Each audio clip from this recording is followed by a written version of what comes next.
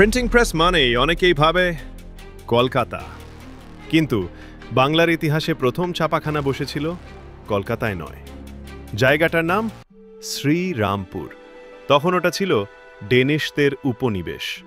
1778 সালে William carry ও তার missionary সহযোগীরা এখানে তৈরি করেন বাংলার প্রথম প্রেস। নাম ছিল সেরামপুর মিশন প্রেস। এখানেই ছাপা হয় বাংলার প্রথম বই। শুধু ধর্মীয় বই নয়, বাংলা ভাষার ব্যাকরণ, অভিধান, স্কুলের পাঠ্য বই সবই ছাপা হতো এখানে। 1778 সালে প্রকাশিত হয় a grammar of the Bengali language. এটাকেই ধরা হয় বাংলার প্রথম ছাপা বই। এই প্রেস থেকেই বাংলায় শুরু হয় ছাপাখানার বিপ্লব। তাই মনে রাখো, বাংলার প্রিন্টিং রেভলিউশনের শুরু হয় শ্রীরামপুর থেকে। জানতে থাকুন বাংলার এমনই অজানা ইতিহাস। চ্যানেলটা সাবস্ক্রাইব করুন এখন।